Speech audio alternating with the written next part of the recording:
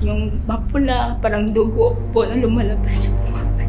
Nagtumudugo po yung gums niya, yung ilong niya.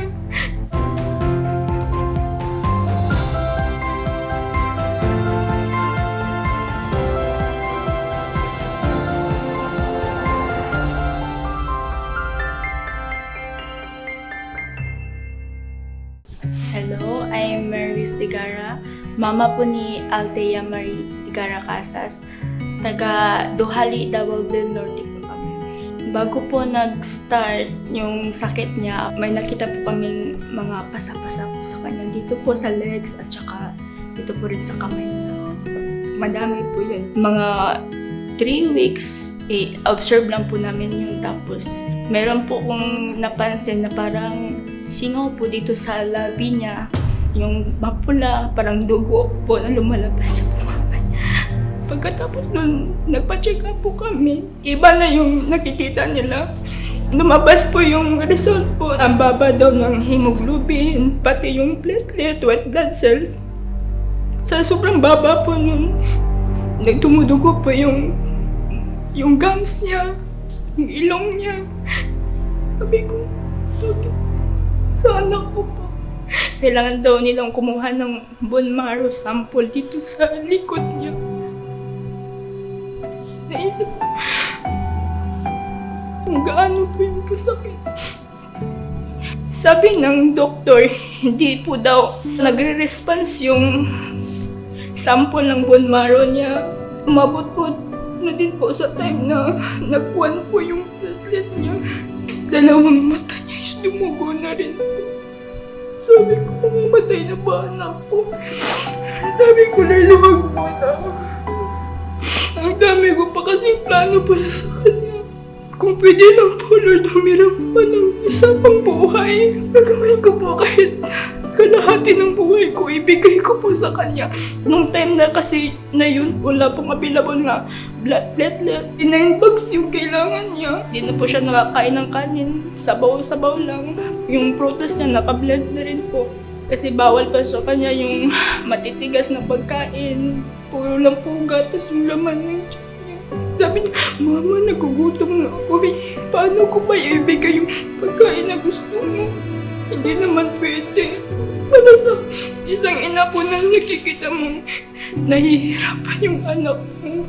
Nakikita mo, nasasaktan siya. Sa bawat tusok po ng karayong, sa bawat hapdi po ng pagpasok ng dugo sa pugat niya. Pwede lang, ate, gawin ko lahat. Kahit akuin ko pa lahat ng sakit mo.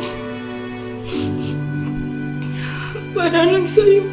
Kaya po nung June 6, kinuna na po ulit siya ng bone marrow sample para ulitin yung bone marrow analysis niya. Sabi ng doktor, Mami, yung sakit po ng anak mo is aplastic anemia. Sabi ko, magagamot naman po yun, di ba, Dok? Sabi ko sa kanya, sabi niya, hirap po gamutin ng aplastic anemia.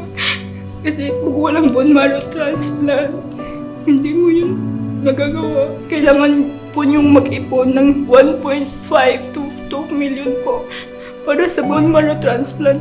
At wala naman po kaming ganun kalaki na pera. Nasa 60 to 70% lang po para gumaling siya. Undergo to chemo din po. Kaya po, binenta po namin yung lupa namin para makabili ng gamot na yun. Kasi 11,020 po isang box, isang linggo lang po niyang inumin yun. Maghanap tayo ng iba. So, nag-research po ako kung ano po yung pwedeng ipainom. Subukan natin yung Salveyo Barley Grass kasi nakikita ko naman po na ang daming nagaling po ng Salveyo. September po, na-admit na naman siya kasi po dumugulit yung mata niya. Sa sobrang taas po ng lagnat niya. Sabi ko, ulit na tayo pa. 1 trial pack lang, subukan natin. Nung dumating po yung Salveyo Barley Grass, pinainom ko na po sa kanya agad. Nabukasan po nun, kukuha na po siya ng blood sample para malaman kung baba pa rin po ba or mataas na. Una, 1 scoop lang po. Tapos, yung tinanong namin si Ma'am Amor, sabi niya, dagdagan daw. Ginawa po namin 3 scoop. 4 p.m. po, ginising ko po siya. Sabi ko, uminom ka ulit kasi 6 p.m. darating yung medtech. Sabi ko, kukunan ka na ng blood sample. Pag 10 a.m. po, pumasok po yung doktor namin. Sabi niya, Mami, good news po kasi tumataas po yung platelet niya kahit hinuwala po siyang abono, sabi niya. Nung pag-repeat namin ng CBC after 3 days, tumaas lang po ng tumaas, hindi na po bumababa yung platelet niya, yung hemoglobin niya, hindi na rin po bumababa. Ngayon po, nasa 147 na siya eh. Lampas na kami. Sabi ko gano'n. Pero sabi ng doktor, okay lang yun, Mami. Sabi ko, ang ganda ni Salveyo, sabi ko.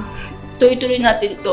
Magpa-member na rin po tayo para ang dami niyang stock sa bahay. Nung nagpa-check up po kami ulit, sabi ng doktor, okay na safe, hindi na namin siya nakikita dito na pabalik-balik. Kasi dati po, every 3 days po kasi siya nasa loob ng hospital. Abono po, makalabas lang po kami, 2 araw, balik na po kami ulit sa loob ng hospital.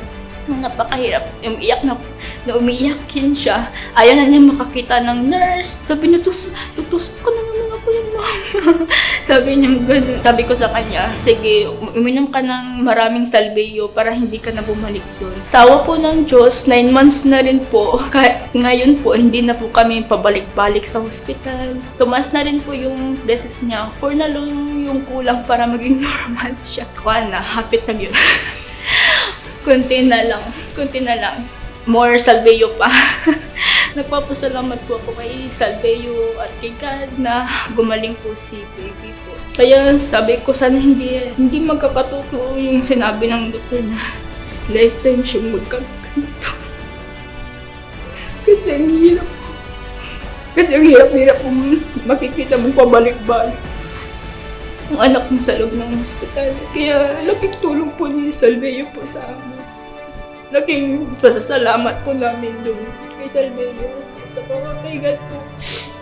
Basta hindi ka lang tumigil sa pagtitiwala at panalangin po sa kanya. Wala po imposible po. Ako po si Mergis Digara, mama ni Althea Marie Digara Casas, at ito po ang aming kwentong Salveyo.